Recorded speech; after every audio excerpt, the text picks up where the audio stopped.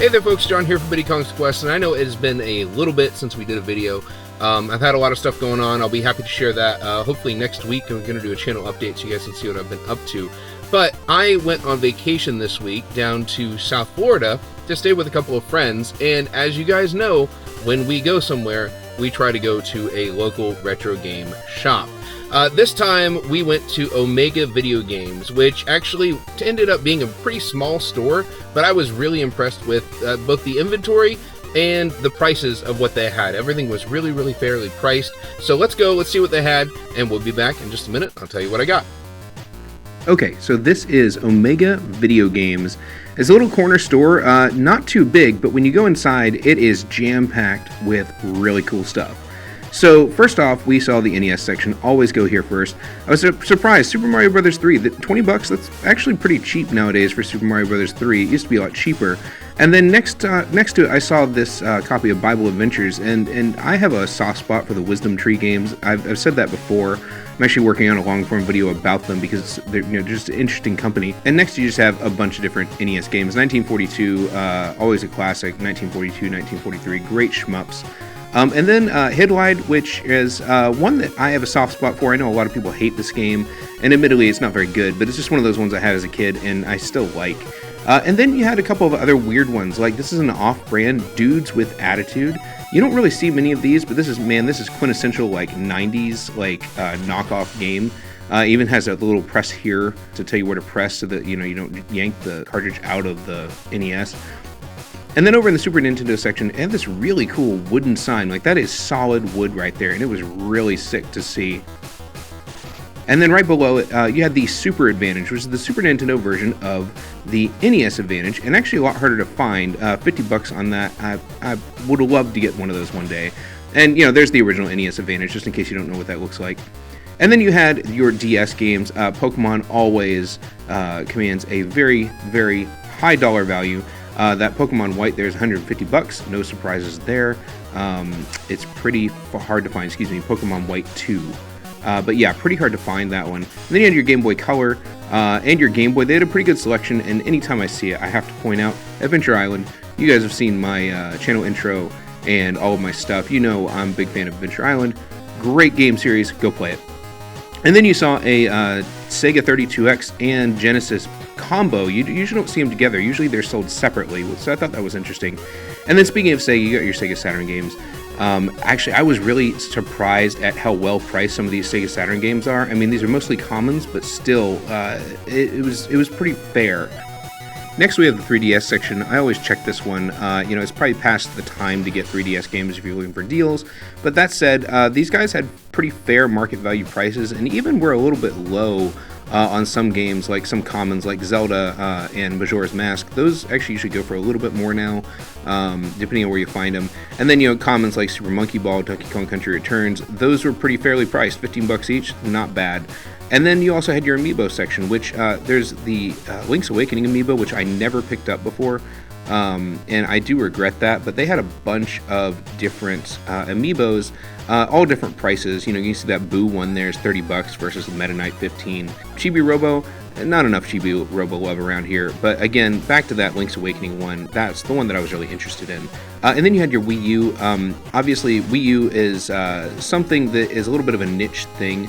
And it can be pretty cheap, but sometimes you run into one of those that's just really expensive, like Game & Wario here, and I really regret not picking this up when I had a chance, because it is just kind of unobtainable now. It's really hard to find. And then they have these really cool statues, and I'll tell you what, man, that Mewtwo one's pretty sick, but I almost walked out with that Link statue right there. It was missing the arrow, I guess, that's supposed to go with it, so that's why it was only $30, and dude, I was so tempted. But I actually saw it after I had already checked out, otherwise I probably would have picked it up. But speaking of pickups, let's go back to the car and see what I got. Okay, so that was Omega Video Games, and like I said, I was really impressed with the prices and kind of just the selection they had. Even though it was kind of a small store, it was interesting because they had a lot of stuff that you don't see a lot of times in game stores. A lot of times it's just games and maybe cards and collectibles, that sort of thing. but these guys had some of like the big PVC statues. There was that one of Sonic, that one of Link. I'm not gonna lie, I almost walked out with that Link statue from Breath of the Wild. I thought it was super cool. But there was a lot of really cool stuff there, and even some of the games are ones that you don't see very often. There was that one NES game, Dudes with Attitude, I think it was called. I don't know if I've ever actually seen that one physically. Like, I've seen it on lists and things of unlicensed games for the NES, but I don't think I've ever actually seen that one in person before. So that was actually kind of a fun one to see. I didn't know anything about it, so I didn't get it. And there were some other cool things as well. There was that Sega N32X that was kind of packaged together. I'd never seen one of those kind of displayed like that before.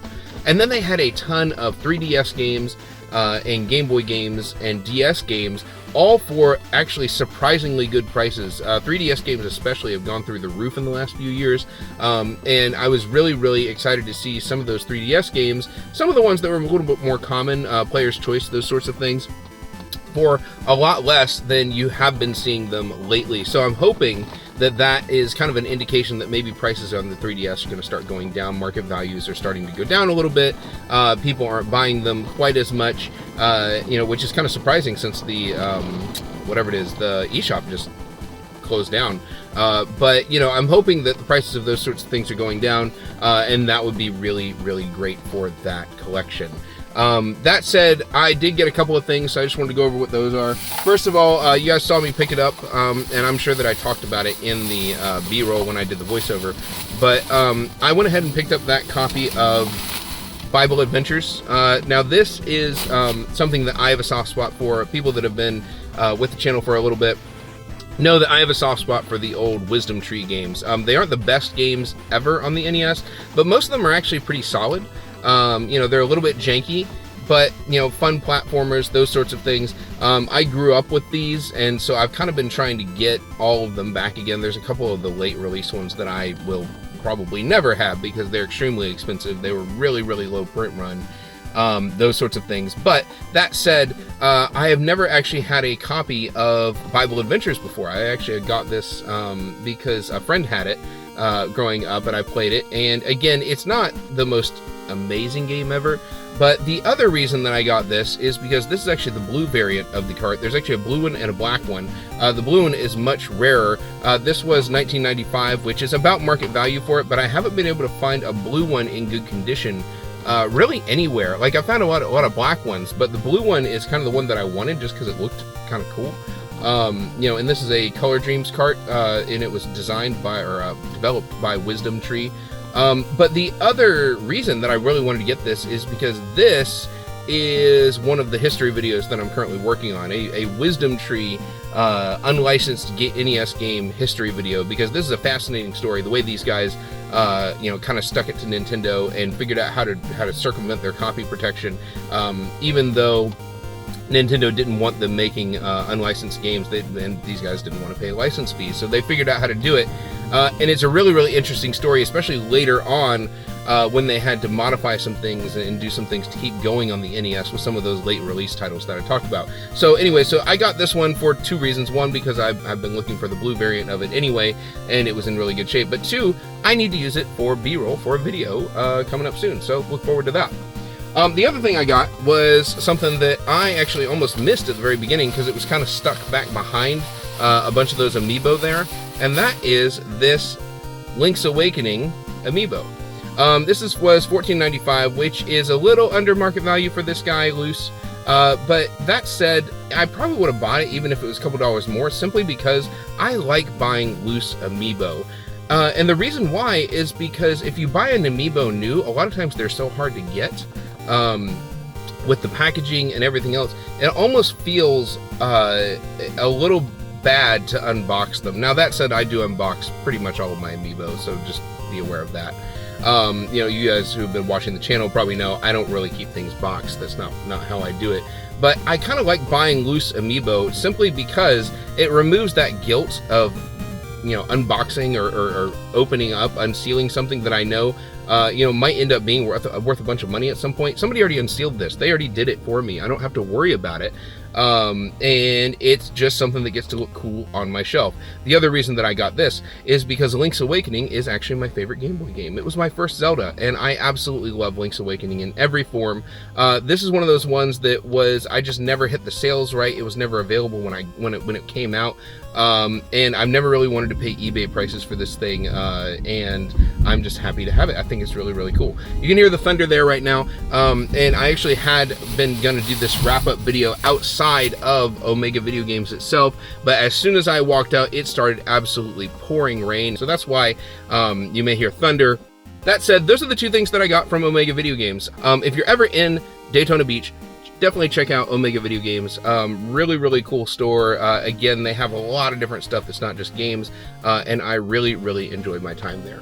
We'll be back with another video, more of a normal produced video. Got that channel update coming here pretty soon. I just wrapped up a huge project that I've been working on for the last 2 months in my other job, or not really my other job. YouTube's not my job, but in my day job, doing film. So I'll probably give a little bit of an update about that in the channel video as well. But thank you guys so much for watching. Thank you for sticking with me. More content's coming. It's going to come a lot faster now that other thing is over. So thank you guys so much for watching, and I'll see you guys next time.